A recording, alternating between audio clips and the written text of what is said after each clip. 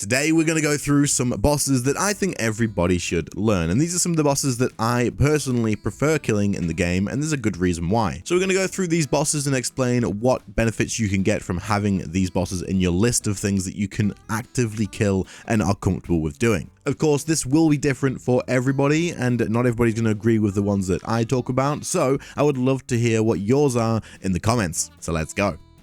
The number one on this list is going to be no surprise to many of you guys, and that is actually going to be my favorite place to go. Well, it's not anymore, actually. We'll talk about that soon. But Elite Dungeon 1, or Seiryu. Seiryu and ED1 is and has been my favorite boss in the past. I've been going here a hell of a lot, to the point where there was a meme of, hey look, Init's live, I bet he's doing ED1, or I bet Init's going to be doing ED1 in this video. It's probably going to get the same in this video in the comments too. But there's a good reason why. Elite Dungeon 1 is such a consistent moneymaker in this game, and it has been for the entire time I've been doing YouTube and longer. This place has fallen off like a little bit, but only by like maybe 10-20%, not a whole lot. And then it immediately just comes straight back as soon as people like stop farming the living crap out of it for a little while. But even when it's at its low points, this place is insanely good money and consistent money, and a great place to go if you need to grind out a bond. Not only that, if you're just tired of RNG and you've been doing like Raksha for 5 hours straight, 10 hours straight, 15 hours, and you've had nothing but boots, then this may give you a little bit of fresh air, seeing as, you know, it's so consistent that it just feels like you're getting treated every single run that you do. So the way that Seiryu works is you get ancient scales at the end of the fight, and these ancient scales are usually worth around about 1 to 1.1 million GP each. Now, on a solo, which is where you want to be doing this, you can get a minimum of 4, meaning you're going to always get at least 4 million GP, which isn't like insanely great, but even if you got 4 every single time and you did like, I don't know, 4 runs an hour once you've practiced and mastered this boss, you're still making a really good amount of GP. But the average of scales here is actually 12 scales per run. And once you include the chances that your scales can double here, you actually get an average of 14 scales per run. So it's actually really nice. 14 mil every single run that you do this. On average, of course, it's not going to happen every single time, but once you get a decent sample size, that's what you're going to be seeing. Makes this boss ridiculously consistent. If you're looking to grind out a bond, this could be one of the best places to go, because you are going to get it completed, and there's a good chance that you'll do this before you actually end up getting a drop at Raksha, or a drop at, like, I don't know, Raziel or something like that. Not to mention, you are also going to be farming a crap ton of dungeoneering tokens along the way too. And in my opinion, Elite Dungeons are by far the most enjoyable content in the game,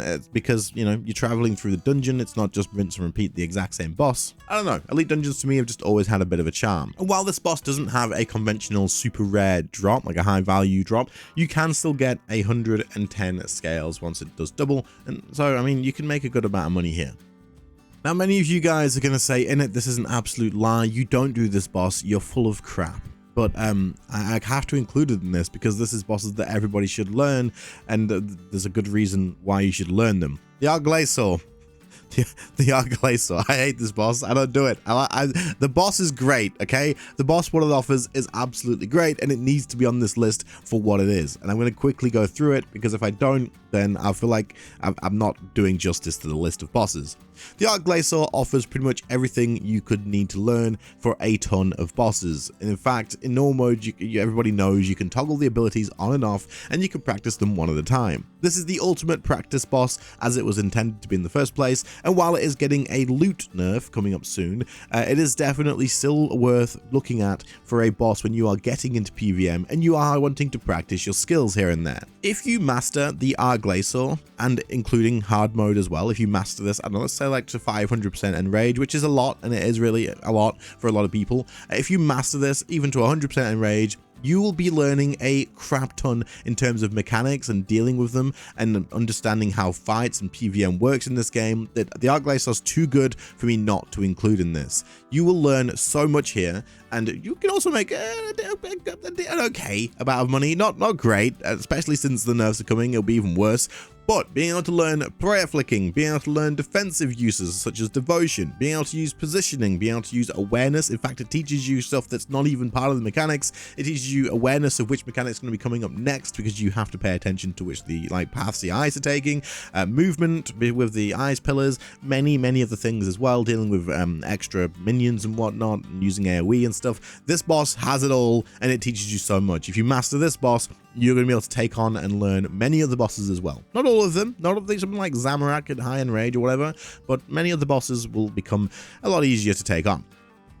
Hello, quick interruption. If you haven't clicked the sub button yet, please do. It helps the channel out a ton. And I know you guys get tired of hearing me say that like over so many % of you guys that watch the channel aren't sub, but this helps the channel a ton. So I'm gonna have to keep doing it, unfortunately, but please do give it a click. It would help out a crap ton. I would appreciate it.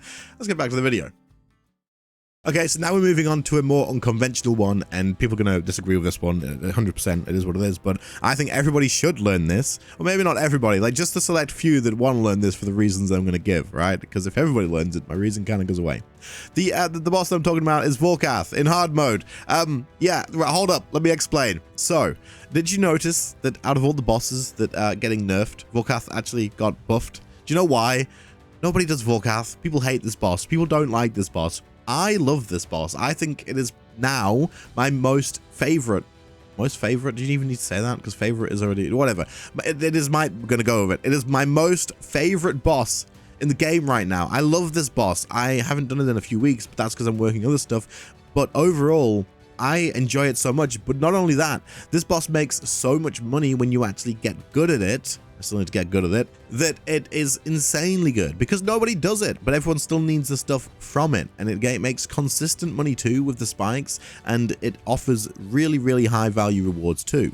This boss is difficult to do, don't get me wrong. This boss kicks your ass. If you are not a high level PVMer, this is going to be something you have to put on a higher end goal. You're gonna have to work on this. You're gonna have to work towards this, get all your gear leveled up. But you can have this as your end goal if you wanted to. Not your end goal, but you know what I mean, one of them, and you can work towards it and use it as a motivator. This boss will slaughter you if you are not prepared for it, and it will still slaughter you when you get here to take it on while you practice it. But the amount of money you can make here is crazy, and it feels like one of RuneScape's most kept secrets on how much money this boss makes, because nobody I talk to or know does this boss. And if they do this boss, I'm surprised when I find out, because they don't tell anybody.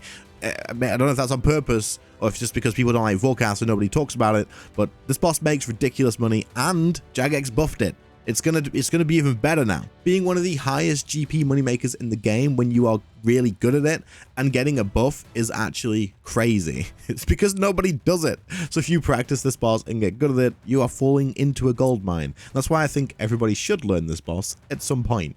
I'm going to spend more time doing this as well, because I'm close to like the drop rate to actually get a drop. I know that's not how it works, but it feels like that's how it works. And while this boss does come with some frustrations in the sense of, how the hell did I just die? What the frick just hit me for 10k? Trust me, when you understand the mechanics of the fight, it makes sense what killed you. You know where you went wrong, and the frustration does go away when you can look at stuff and like think, yeah, I messed up there. That was because I stood here and did this thing wrong. Then you can feel less frustrated about it. So this boss is hard. It's going to take a lot of requirements to do it. It's going to take a lot of GP and gear to do it, and a lot of practice and frustrations along the way too. But when you finally get it, and you can do it consistently, ooh, it is very worth it. It is very worth it, and people should learn. Now this last one, I debated put it on the list, but I also couldn't really look at the list of bosses and think, yeah, this one specifically, this one has to be on there. And this is the best one that I had for this actual situation, and it's the Sanctum of Rebirth, the new boss, but normal mode, not in hard mode. You should eventually learn hard mode. You make a crap ton of money, right? But this one has an actual reason. Normal mode. In normal mode, you can't die. Well, you can die, but you won't die. You won't die for good. You'll revive, and you'll continue on through the fight. This place is similar, in my opinion, and maybe on purpose, by the design of it, of course, to the Arc Glacier, in the sense that this is designed to help you learn and be able to practice mechanics. This boss, though, is making you practice high-level mechanics, and it's not going to be easy still. But because you can't die and like have to reset, you can just continue practicing here. You could use this as a practice playground if you wanted to. The Sanctum of Rebirth in normal mode doesn't have the exact same mechanics as hard mode, but it has a good chunk of them, and they are done the same way, if maybe like a little bit slower and easier to work on, but that's good. That's a good step. You can't toggle mechanics here, but that's fine, and I believe you also lose a little bit of the loot value that you could get at the end whenever you do die. But don't worry about that. Focus on the fact that you can use this place to practice your PvM skills and take advantage of that. Just treat it as a practice mode. Use it to learn dodging mechanics that are going to be telegraphed on the floor. Use it to learn using the right prayers in the right situation, defensives in the right situation, practicing your DPS rotations while under pressure. This place can offer a lot of value outside of GP, and I feel like a lot of people look at bosses and purely think, does this place offer a lot of gold? If not, then it's crap. That's not true. A lot of players, the majority of players actually, are in like beginner or practicing situations. Most players cannot kill every boss in the game. In fact, there is a very small amount of players, and we know this from the recent stats from Jagex, that can actually kill every boss in the game. So most of you are learning. Use this place. Just walk in there knowing that you're not going to lose any money if you die, and just play. Just play around. Practice dodging the mechanics, practice your DPS rotations, practice using the right defensives at the right time, and when you die, who cares? Who actually cares? This and the Arc Glacier are amazing places to practice your mechanics, and you definitely should take advantage of them. Not to mention, you can still get the tier 95 wands from here, so it's definitely still worth doing for that situation as well. But I do have a sneaky suspicion that a lot of the boss releases that we get in the future are going to be designed similar to the bosses or the fight that you have here. You're going to have the telegraphed abilities on the floor. Movement is probably going to be rather important. I mean, we just got dive, we just got double surge like a while ago now actually, but they're being used a lot more often, and I feel like the dodging of mechanics this way is probably going to be something Jagex stick to, because it seems to fix all the issues that Jagex have with defense abilities, making mechanics that they make kind of pointless. So I think if you are looking to improve your higher end PvM, you're like working on things that you can practice to push into end game or improve on your reaction times and that sort of stuff, this is probably a really good place to go. Like I say, there's no risk in losing anything here in normal mode other than the supplies that you use when you are practicing. So yeah, you should definitely take advantage of this place as well. Don't forget about it. It's a great practicing playground, and also the weapons, dual wield weapons, still really good. And that brings us to the end of my list of bosses that everybody should learn or should practice or know about or just be good at. Guys, just get good, yeah? But anyway, I hope you found this video useful. I didn't mean the get good thing, by the way. It was a joke, okay? Before people take it seriously. I hope you all found it useful. If you did, leave a like, subscribe to the channel if you're new, and I'll catch you all in the next one. See you later, guys. Have a good one. Bye.